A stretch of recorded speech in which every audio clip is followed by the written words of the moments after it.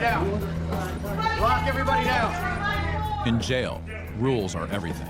We dictate the environment in this facility. While you're here, there's a set of rules, and you'll follow them without question. You'll do as you're asked, and then you'll do as you're told. And after you're told several times, we'll make you do it. Every inmate must decide to either give in to the system or try to fight back. I look at it like this. We live here, they work here. So this is our house. No, this is our house. Bottom line is, we're gonna run it. We're not gonna let them run it. We'll step in, we'll handcuff the individual. Get out the window! And when inmates take on officers, the results are never good. There was a police officer over there. Me and him didn't get along, so I went down and I punched him. Now listen up. Before prison, This is jail. there's jail, where guilt or innocence hangs in the balance. And each day brings you one step closer to your fate. During 1 year, National Geographic followed the lives of officers and inmates in the city of Las Vegas. For a jail that sees nearly 80,000 arrestees each year, you never know who's coming in next. Put your chest on. This is the world of hard time.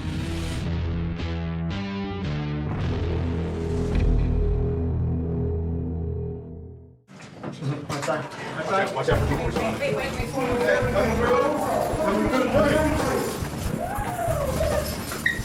At the Clark County Detention Center, a code red has been called. An officer is in trouble.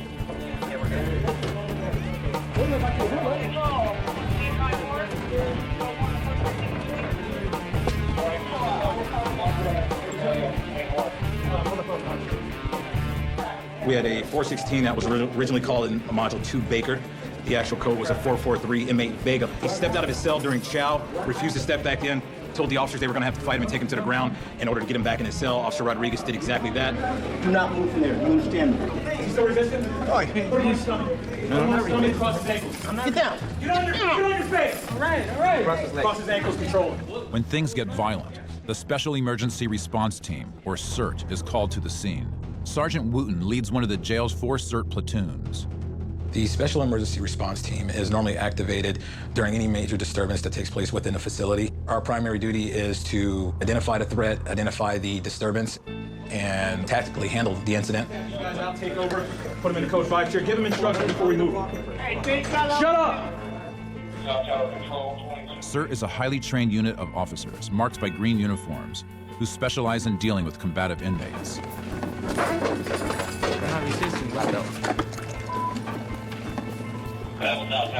To safely transport the aggressive inmate, officers strap him into a restraint chair and put a mask over his face so he can't spit at them. All right, we're ready. For legal reasons, officers record every move the CERT team makes. For challenging an officer to fight, the inmate is wheeled directly to solitary confinement, where his mental competency will be evaluated. Mr. Vega, I'm Sergeant Wooten. I'm the floor supervisor from the tower you just came out of. You have 2 options. You can either stay in this chair until your behavior dictates that we can pull you out of it, or you can cooperate now and we'll take you out right now. What's your choice? You understand if you do anything other than what you were told to do, you will be placed on the ground, put back in this chair, and you will stay here for approximately 2 hours. Yes. Mr. Vega, these officers are going to remove your clothing. They're going to conduct a strip search on you, and then we're going to back out of the cell. You understand me? Yeah. Stay on the bunk until the door closes. Door. During the time that he was restrained and we were waiting for a Code 5 chair to show up, inmate Vega became combative. He was placed on his stomach until the chair arrived, transported to 2C without injury. A forced strip search was conducted on him. There is no complaint of injury from the inmate or from any officers. Thank you. Just like on the Vegas Strip outside, the Clark County Detention Center never sleeps. Sit down, man. It's an around-the-clock operation where the challenges for officers can come from anywhere at any time. In this environment inside the facility, you have to constantly remind yourself where you work. We don't work in a department store. We don't work at the mall. We work in an environment with people whose freedom has been legally taken from them, and normally when that happens, they're not happy about it. I'm sitting down. What the hell are you talking about? Sit down. I'm sitting down. Man, get your out of line ass up out of here. So he's refusing medical? Inside of a facility like this, 1 minute you're calm and you're walking through a module. The next minute you're rolling around on the ground, breaking up a fight. You're going from 0 to 60 within a matter of seconds. Zero tolerance and rigid control, the main philosophy of the jail. Oh my God, dude. But with 80,000 inmates coming through each year, the playing field is always changing, and the officer's ability to maintain control is constantly tested by inmates like Christian Vizcarra. When I came in, I was a regular GP kind of guy. GP is general population, right? You know, that was my status. I came in, and little by little, I'd be chasing my status too. Right now, I'm a max inmate. Vizcarra has been an inmate at the jail for 2 years. On the street, gangbanging led to 78 felony charges for the possession of stolen guns, and now the possibility of a long prison sentence. This is not the man that I am in the streets. On the streets, I'm a totally different man than what I am right here, you know what I'm saying? In here in jail, we go by rules, we go by standards. Somebody disrespects you, and you gotta respond. It's different, it's different. In here, we act a certain way because we have to. Out there, we got the choice. In the streets, we have the choice to either do or do not do. And Vizcarra's behavior inside has put him almost constantly at odds with officers. With numerous violations, fights, and even a riot under his belt, Vizcarra is considered to be among the worst of the worst. I don't care if you're an officer, an inmate, a nurse, my cellie, I don't care who you are. You give me respect, I'm gonna give you respect back. You disrespect me, I don't care who you are. I'm gonna disrespect you too. Vizcarra has reached the highest threat level the jail can assign: solitary confinement, punishment for his latest violation, attacking an officer. There was a police officer over there. Me and him didn't get along, so I went down and I punched him.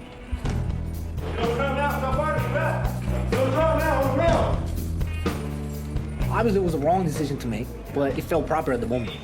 Now he knows not to disrespect me, you know what I'm saying? Now he knows that I can get to him. And now I know that this is not the proper way that I should have done things, you know what I'm saying? So we kind of both learned from this, you know what I'm saying? I believe. Vizcarra's offenses have landed him on the radar of the jail's Gang Investigations Unit and Officer Munoz.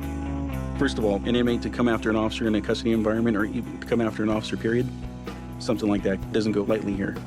I think with his situation going to prison, he probably did it to gain status or respect amongst other gang members. He feels like he has something to prove. Solitary confinement may be more than Vizcarra can take. Being as a max inmate and getting in trouble even more, then that puts you deeper in the hole, you know? And I believe that you get more in trouble in the hole than you do in general population. But if he ever wants to return to general population, he may have to convince officers that he's willing to change.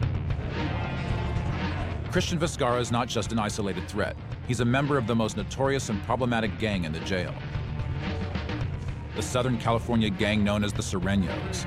The majority of the Hispanic gang population we have are Sureños coming from California. Over the last several years, that number has increased dramatically. Cross your ankles. No talking. Sureños answer to the Mexican Mafia. Just because they're incarcerated doesn't mean that the level of violence stops. It just changes the rules of the game. There's a political structure that they operate under, and this is a structure that they've been well-versed over many, many years throughout the California prisons, and this is the lifestyle that they know. Munoz's fellow gang unit officers keep detailed records on every gang member in the jail. And today, they are making a sweep to identify and document gang tattoos of recent arrivals. I like to say there's a difference between a gang member and a gangster. A gangster is someone who will not think twice to go after an officer or to go after somebody just to prove a point. Joshua, we're going to be taking pictures of your tattoos. That's it, nothing more. Okay? It's that person who can disrupt an entire module. Where are you originally from? What's up, sir? What about you? Well, I don't know if I should say. It's our job to find that person. Look up for me. And to isolate them and segregate them from the regular population. Okay. Typically amongst Hispanics or Sureño gang members, they have to shave their head. Displays unity within the module. And you see he's just getting it started. He didn't get a chance to finish his haircut. Oh, he's working it. He's working it, yeah. Okay. Despite the jail's best efforts, gangs like the Sureños are a constant threat. 35. And 2 years ago, that threat erupted into one of the worst riots the jail has ever seen. Control, District 3. Announce lockdown. North Tower, lockdown, North Tower.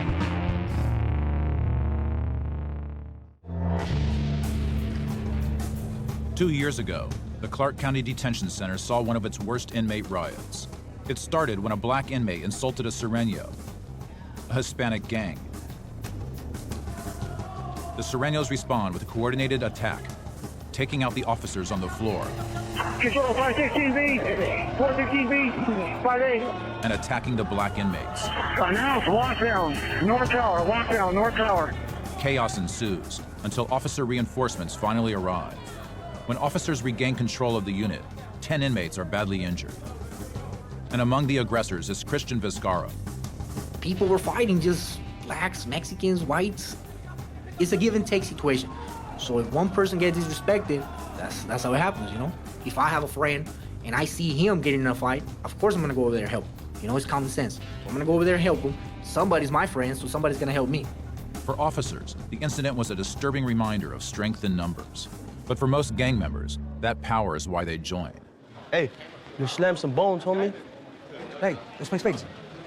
Space, I want to slam some bones, homie. Ivan Medina joined the Serenos at a young age. Can I get some dominoes, please? No slamming. Oh, yeah, correct. At just 24, Ivan is no stranger to the criminal world. Raised in El Paso, Texas, Medina was thrown into the gang life at a young age.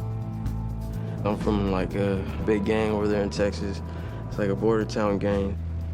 It's called Dumb Bones. Michael, he just cashed out. Man, where I'm from is just like, over there you got real organized criminals. You got people getting chopped up, bodies being burned. It ain't no joke over there. My father's a big shot caller over there in Texas. Man, my dad gave me my first hit of cocaine when I was 13 years old, man. Stuff like that is like, you can't run from it. You kind of grow into this. You can't deny it. Get with it or get hit with it. That's what my daddy used to always tell me too. Just keep your domino. You just keep losing and you be all right. Like all Serenos, Medina must follow gang conduct, which includes a strict fitness regimen. Serenos conduct what we call rutinas, or their exercises or workouts. And their workout may consist of various types of exercises. Basically, it's to announce to the other inmate population, we're working out, we're together, we're unified. Thursday, every Southsider's supposed to be out there getting the money. The ones that's supposed to be working out with us are the regular Southsiders. But we don't have all of them working out with us. They could get a hot one for that. But instead, you got them over here playing cards, playing basketball, instead of kicking them with the homies. So if anything were to happen to those guys, if they were to get in trouble, we're just gonna stand back and just, let it be. When a Sereno comes into a housing module and they're greeted by their own, they share their gang name, their moniker, where they're from, and they offer up all this information. They want to announce to others that, hey, I'm a homie, I'm a soldier, I've done time, I know how to conduct myself accordingly, and here's my references to prove it.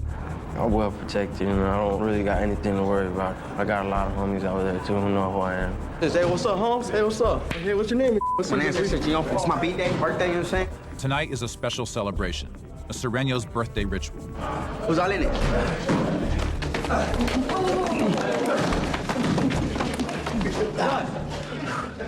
Happy birthday, homie. It's a show of solidarity for the Serenos, but also behavior that attracts the attention of the gang unit.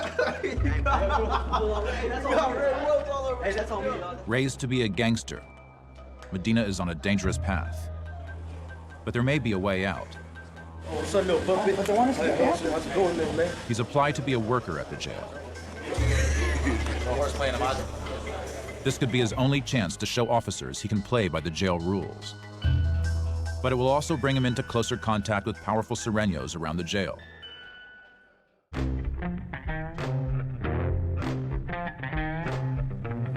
We're given training from day one of the academy that the inmates housed in this facility, they have nothing but time. They have 24 hours a day to look out their window and watch everything you do. They know if you're left-handed, if you're right-handed. They know what kind of coffee you like to drink. They know what you eat for lunch. Why would we not sit out in the module and watch them the same way they watch us? Which little clique do they like to hang out with? Pick up on their habits. It's our approach to stay completely 100% proactive. It's part of what's called direct supervision, a crucial strategy in the never-ending tug-of-war between officers and inmates. Action commissary is a violation of what's it? You're the only one who got something to say! Your ass! I just told you something. They ain't know they ain't. You was a lying something. And here, tensions run high, and inmates frequently push back. Why she ain't going? Y'all about to beat me up because I'm not doing anything. I'm not doing anything. I'm not doing anything. I'm not doing anything. But there's another way to do time. Inmates who are sentenced to county time, meaning 1 year or less, can apply to be workers in the jail. Ivan Medina has chosen this path and is about to start his first day as a level 2 worker, pushing laundry and food carts. It's my first day on the job. You nervous? I'm not. Yes, I'm a little nervous. I must admit. Let me nervous. I'm not. I'm just ready. The job gets him out of his module and gives him something to do. But whether or not the young Sureño will be able to obey the strict rules that the workers must follow is yet to be seen. Whoa. I got you. Medina's first job is to take out the dirty laundry from the jail's over 3,400 inmates. This car sucks.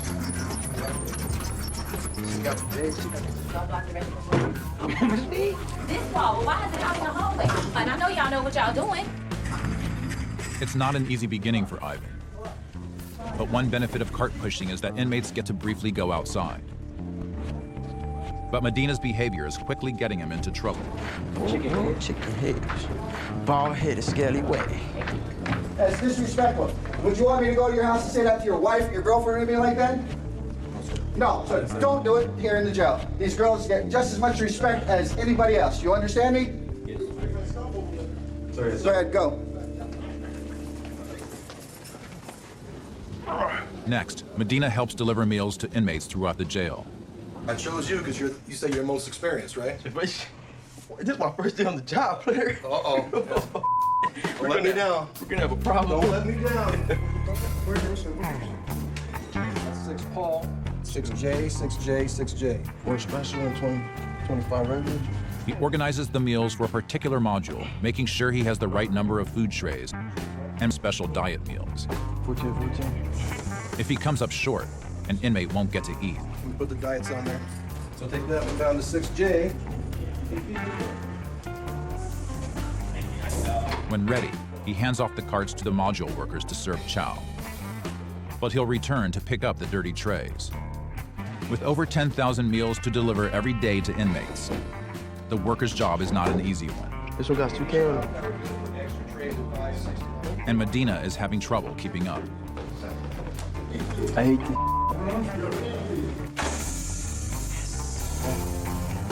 Not used to the demands of being a worker, it's been a rough day for Medina. How was it? It was horrible, let me tell you right now. It was horrible. But there is a light at the end of the tunnel. If he works 30 days without breaking the rules, he will be eligible to become a level 3 worker, which means more privileges, including outdoor work detail. The whole idea with 3 levels is that they do have to follow the rules. They do have to stay right up free. Any fights or anything like that will knock them down from where they're at. The worker program is intended to encourage inmates to follow the rules, and level 3 workers are hand-chosen by Officer Zaccarelli. I'm not making you GP. I'm not going to put you in. What? Which cart's over there? Whatever, I'll thank you. I get bombarded. Go to GP in 10 days? Hell no. Sit your ass down. With questions, requests, I want to go to booking, I want to get out of cart pushing, I want to go outside. Yeah, you sent me code about going to commissary, so you're going to go to bed 31. I assign the workers the level 1s, the 2s, the 3s. Warren, you sent me code about going to booking, you're going to go to bed 34. But Medina is just one of many inmates lobbying for a level 3 position. Everybody wanted to get a piece of him. You wanted you to go over to 66? He's a shot caller around here. That man says you go here and you go there. I told you, I made you level 2 the other day. You gotta go on carts. From carts, send me a kite. I can hang on for just a little bit longer, you know. My calves are burning right now, but you know, it's all right. When are you getting out again? Till November. You think I'll be able to move to Southside Crew once I'm done with level 2? Yeah, as long as you don't have violence and criminal record, then there should be no problem. I'm really trying to get to that level 3. Just as long as I level up, I'm willing to go through all this hell. If these guys can do it, yeah, I can do it too. I can go through it. With his job, Medina has an opportunity to stay away from the destructive path of gang life, if he can manage to stay out of trouble a little bit longer.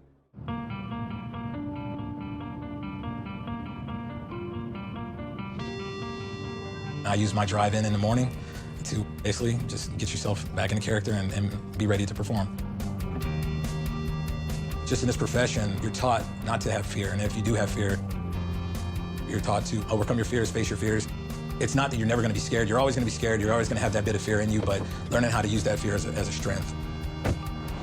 What's up, guys? Slow night? 5, yeah. 1 fight off 7. Okay. Little 416. How many people? 2. 2? Okay. All right, have a good night. We'll see you.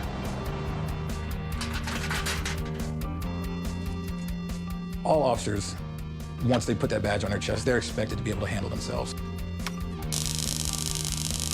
Being able to handle yourself isn't all about your physical skills. It's also about your ability to be fair, firm, and consistent in the way you go about your module operations, your day-to-day operations. Sergeant Wooten. Okay, I'm on my way now. All right. It's the understanding that while you're here, there's a set of rules and you'll follow them. You'll follow them without question.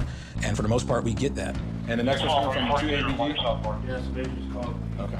And for that small percentage that doesn't comply with those rules, we're very, very quick to ensure that they understand that we dictate the environment in this facility.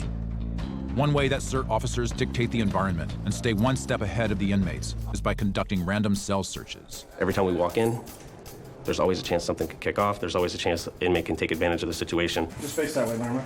With the danger of attack especially high in these situations, team members like Officer Snowden must always be on alert. In a max unit, they're never in contact with another inmate, so their only frustrations are going to be on us. Stay seated. Hey, you see, this is usually, they like to come in, stand over you while you're laying in bed and try to intimidate you and stuff. It's a constant violator of people's constitutional amendments. And that's something that we deal with every time we go into the room.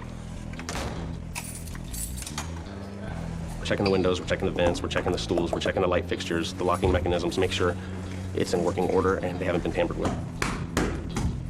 We try to find contraband, especially weapons, things like that, that they could use against each other or against us. We always go in too strong, even though there's only one inmate. One of us will always keep an eye on the inmate, the other one can do the cell inspection. Have a seat on that end. Usually it goes routinely, but I like to say there's nothing routine about my job. When I go in, I'm always alert, and even though I know the inmate or he's never been a problem in the past, doesn't mean at that moment there will be a problem.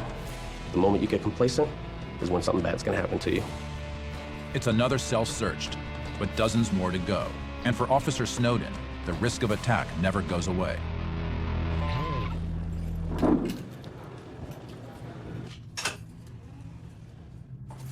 Let's go back up to food court. For inmates like Christian Vizcarra, complete control means complete lockdown. Right now, I gotta be shackled everywhere I go, every time I leave my cell. I get to shower with shackles, I get to shower with chains. That's how I be doing my time.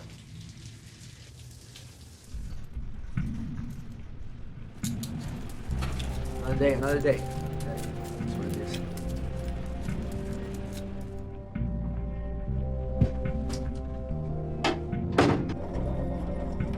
Today, Vizcarra gets to make his weekly phone call. But locked down in his cell, the phone is brought to him.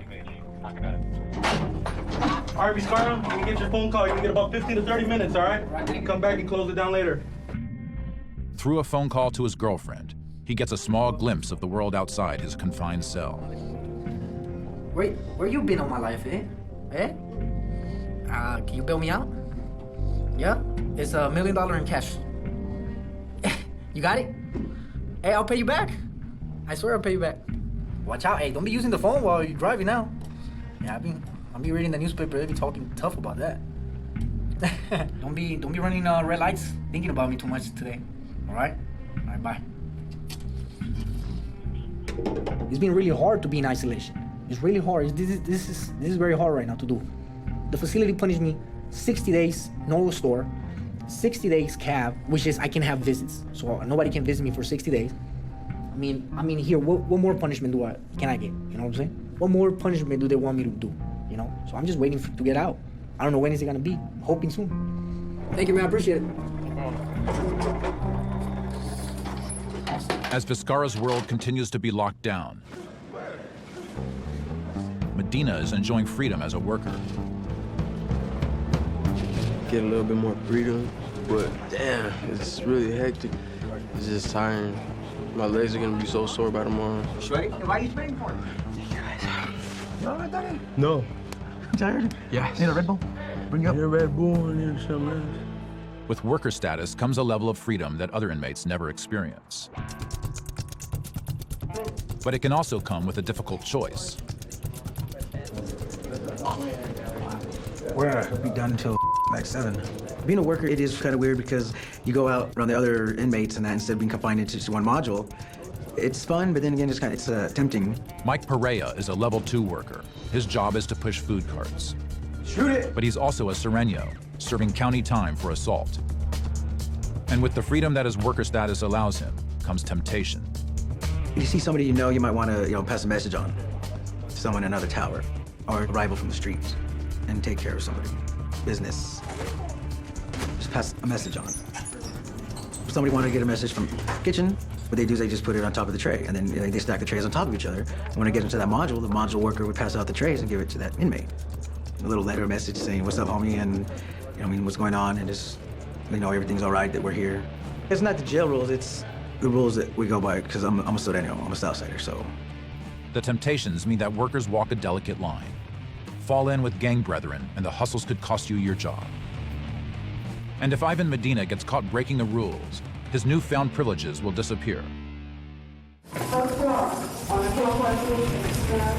Another code call sends officers scrambling to Unit 2M, where a CERT officer has just been attacked by an inmate.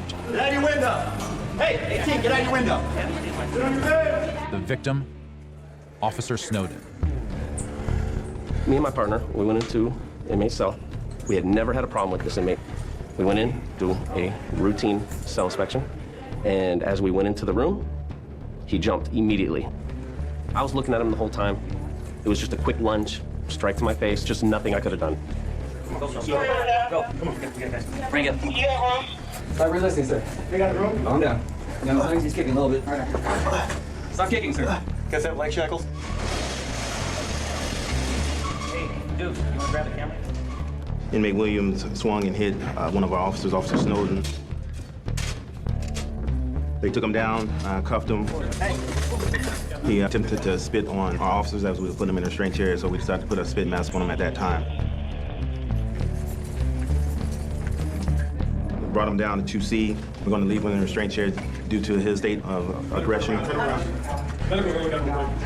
We handled it. It was done all right. Got him in cuffs, it was done. He went his way, I went my way. When something like that happens, it's on to the next hour. That's all it is. The attacker is left in 2C, the psych unit, to be evaluated by medical staff. But regardless of his mental state, he will stay in max custody for the rest of his time in jail. And for Officer Snowden, work goes on. Hey, take that off your head, you're sitting up. This was not the first time he's been attacked, and chances are it will not be the last. I've been here almost 14 years, and it's happened to me several times, and you just move on. The code we basically live by is we come here, we do our job the best of our ability, according to our training, we take care of each other, we go home safe. That's it, we do it right. While Officer Snowden wasn't seriously injured, the attack is a stark reminder of why officers must watch every inmate closely and be constantly on the lookout for any sign of trouble.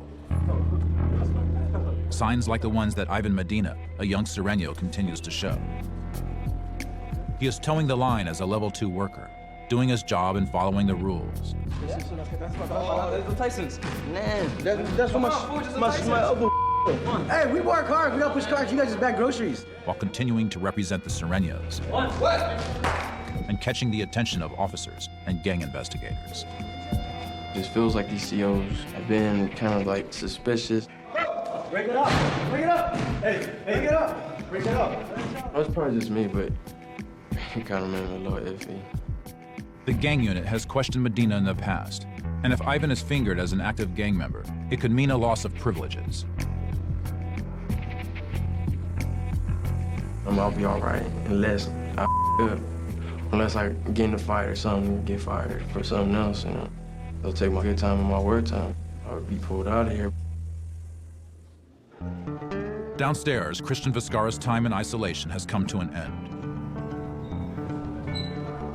He's been moved to a high max unit, but freedom and privileges are still few and far between. And the suffocating pressure of complete system control is proving to be too much for him. They see me as dangerous inmate, Dangerous inmate that can't follow rules, or a dangerous inmate that don't know what he's doing. Unable to cope with the tight lockdown of the Max unit, Vizcarra is taking drastic action. He has requested a meeting with Officer Munoz, hoping to convince him that he has changed and deserves one more chance in general population. I'm just asking the benefit of the doubt. Give me another chance. Just to tell him, you know what, I have learned all my mistakes. I have learned of this type of stuff, you know. I would like a second chance. But by shaving his head, a sign of Sereno loyalty, Vizcarra is sending mixed signals. In a nutshell, with him, he tells us one thing when he's doing the other.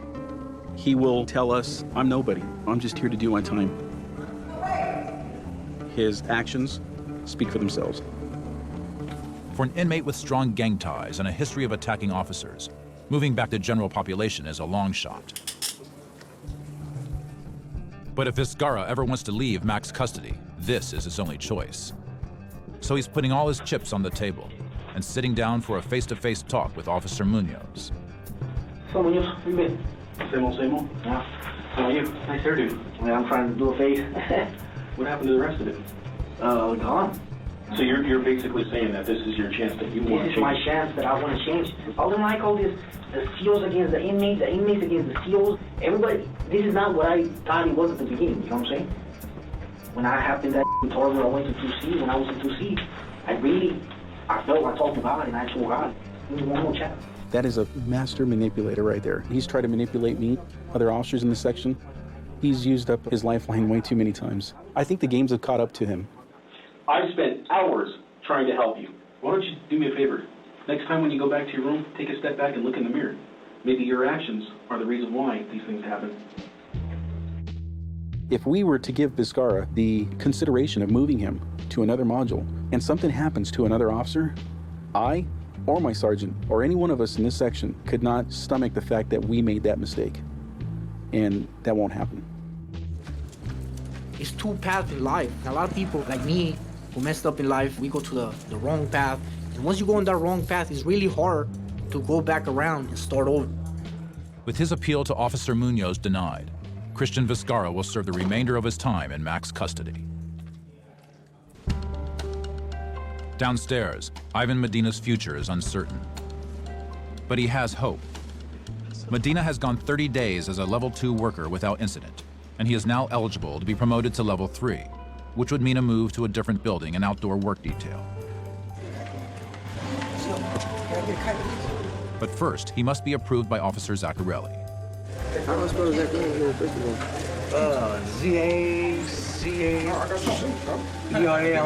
So Medina is writing to him to request a transfer to level 3. Just tell me what it requests if you could be transferred as soon as possible. Please and thank you. Please and thank you. Hey, thanks, man. But before Medina can be accepted to level 3, Here you go, sir. he will have to go through a final background check, something that the young Sereno does not know if he will pass. I really want to get out this jail and move to level 3. Just want to move up. So just give Medina the news. Got it.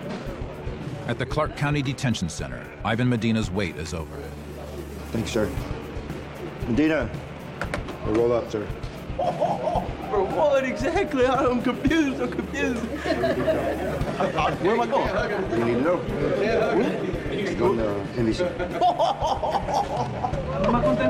He's done his 30 days without incident as a level 2 worker, and a spot has opened up on the outside crew. I'm going to outside work crew, player. He'll be packing up his things and heading to a new home, the jail's North Valley complex, where level 3 workers are housed. All right, homie. So I know you already know. All I gotta do is hit me up. Wow, the great outdoors, son.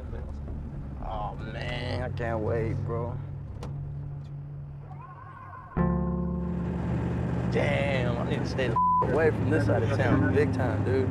Because it looks a lot different when I'm nice and sober. It's pretty tight in this let me tell you right now. Tonight, Ivan settles in. And tomorrow, he will have his first day on the outside work crew. Ivan Medina may be at a new facility, but back at CCDC, the cycle continues. Sergeant Wooten is activating CERT to transfer a high-risk inmate to court. Just ask the sergeant once you get down to the court holding tunnel. Just this room. He was also one of the inmates that attacked staff several times, got a hold of someone's taser at one point. Be safe.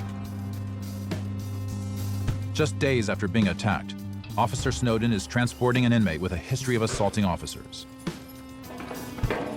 Untuck your socks. Kneel down on the bunk. Place your hands on the back of your head. Stay that way. Don't move. Yeah, don't move. Make sure you follow our instructions to a T, man. You understand? If something happens between me and an inmate, once the incident is done, it's done. It's business as usual. Not personal. Face the wall. Face the wall, not us. It has nothing to do with him versus me. To me, he's still an inmate, and I deal with him in the same manner, fair, firm, and consistent, as I would if the incident never happened. That's the way it has to be. For officers like Snowden, the threat of attack from inmates will never go away. Inmates have choices. They have the choice to do right or do wrong.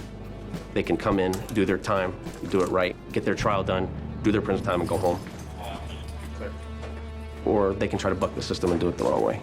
Whichever way inmates choose to do their time, they have to remember that this is Vegas, and sooner or later, the house always wins.